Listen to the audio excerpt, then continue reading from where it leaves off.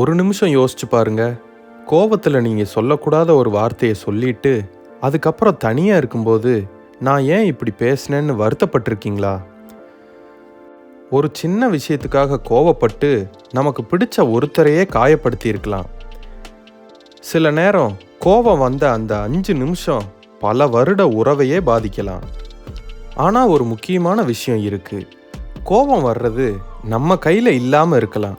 ஆனால் அந்த கோபத்தோட நம்ம என்ன செய்கிறோங்கிறது நம்ம கையில் தான் இருக்கு. இன்னைக்கு அதை பற்றி தான் பேச போகிறோம்.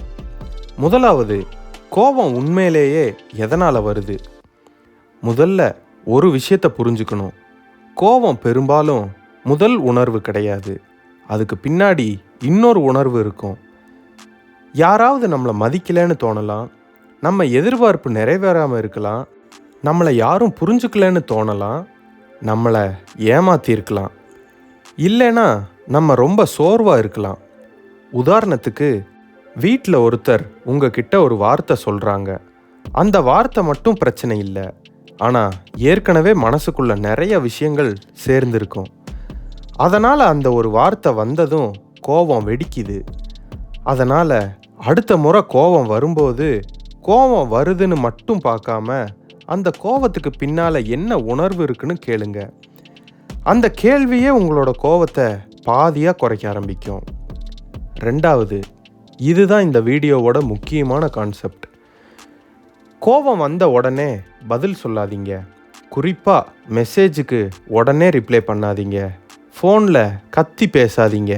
முடிவெடுக்காதீங்க.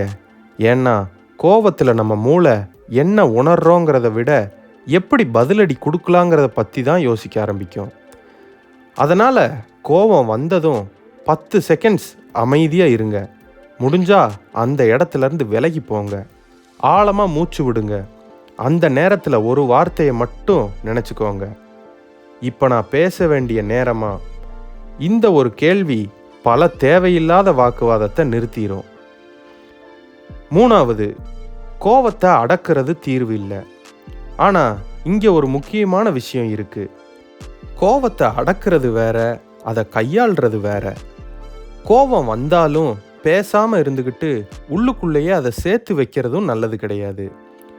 இன்னைக்கு ஒரு விஷயத்துக்காக கோபம், நாளைக்கு இன்னொரு விஷயம், அதெல்லாம் சொல்லாமல் மனசுக்குள்ளே சேமிச்சுக்கிட்டே இருந்தால் ஒரு நாள் சின்ன விஷயத்துக்கே பெரிய வெடிப்பு வரும்.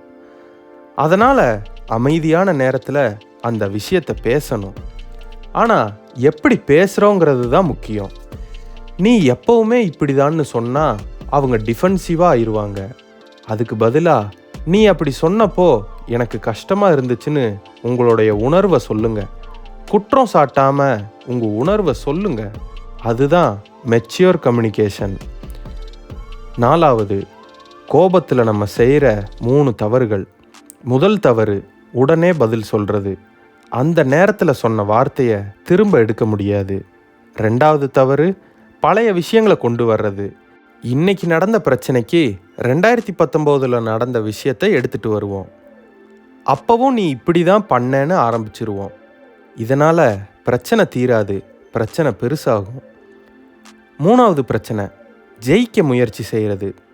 சில ஆர்கியூமெண்ட்ஸில் நம்மளுடைய நோக்கம் பிரச்சனையை தீர்க்கறது இல்லை, நான் தான் சரின்னு நிரூபிக்க நினைப்போம். ஆனால் ஒரு உறவில் யார் ஜெயிக்கிறாங்கங்கிறது முக்கியம் இல்லை, உறவு காப்பாற்றப்பட்டுதா அப்படிங்கிறது தான் முக்கியம். அஞ்சாவது, கோபம் வந்தால் நடைமுறையில் என்ன செய்யலாம்?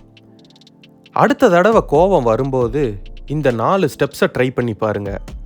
Stop, breathe, identify, respond. உடனடி ரியாக்ஷனை நிறுத்துங்க. மெதுவாக மூச்சு இழுத்து வெளியே விடுங்க.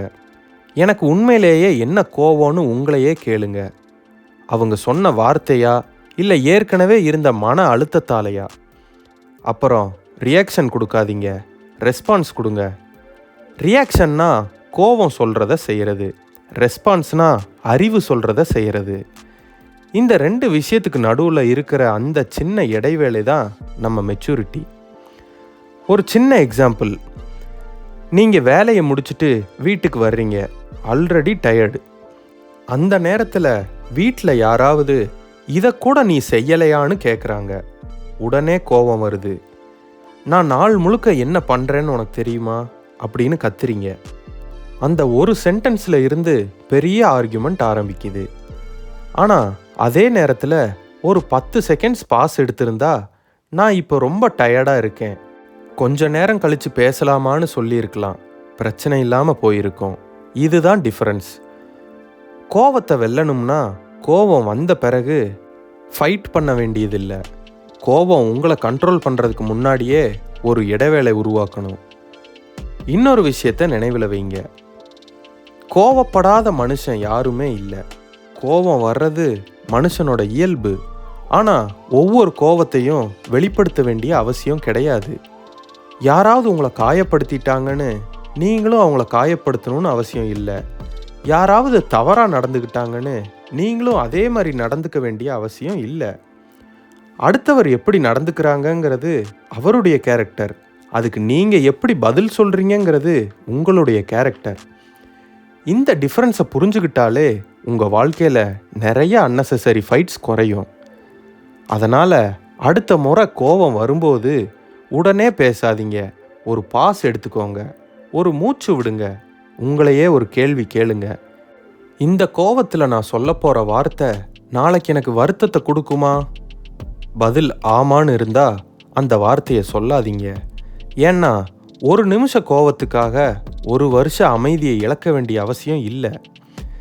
உங்கள் கோபத்தை அழிக்க வேண்டியதில்லை, அதை உங்களை ஆள விடாமல் இருக்க கற்றுக்கணும். இதுதான் உண்மையான கட்டுப்பாடு. நன்றி. இது உங்கள் பரணி ரைட்ஸ். வாழ்க்கையை கொஞ்சம் நிதானமாக பார்க்கலாம். இந்த வீடியோ உங்களுக்கு பிடிச்சிருக்குன்னு நம்புகிறேன்.